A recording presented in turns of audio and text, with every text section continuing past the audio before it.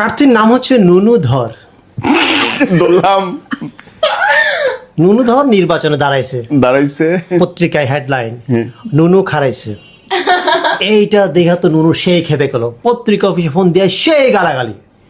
পরের দিন হেডলাইন নুনু গরম হয়েছে।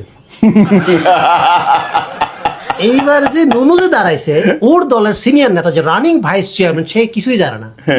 সাংবাদিকরা তার কাছে জিজ্ঞেস করার জন্য, তো বলছে নুনু আবার কবে খারাপলো, আমি তো টেরই পাইলাম না। একই এলাকায় একই পদে একই দলের একজন মহিলা ভাইস চেয়ারম্যান দাঁড়াইছে, এর আবার নুনুরে দেখতেই পারে না। মহিলারা বিক্ষোভ মিছিল আই সেই করে মহিলারা আবার সাংবাদিকদের কাছে ওর বিরুদ্ধে অনেক কথা বলছে। পরের দিন হেডলাইন মহিলাদের সন্তুষ্ট করতে পারেনি নুনু। এই সাংবাদিক থেকে সাবধান।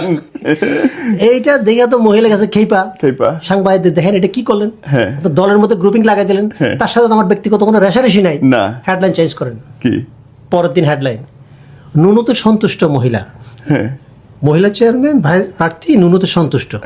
এখন দেখা গেছে কি এটা লিয়ে আরেক গ্যাঞ্জাম লেগে গেছে, দেখা গেছে দুজনের মধ্যে গ্রুপিং চলতেছে, দলের থেকে একটা বড় নেতাকে পাঠানো হয়েছে এই ঝামেলা মিটমাট করার জন্য।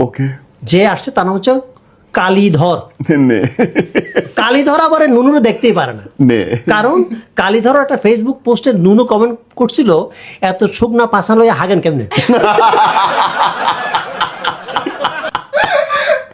ये गोदा उठा ले मुझको।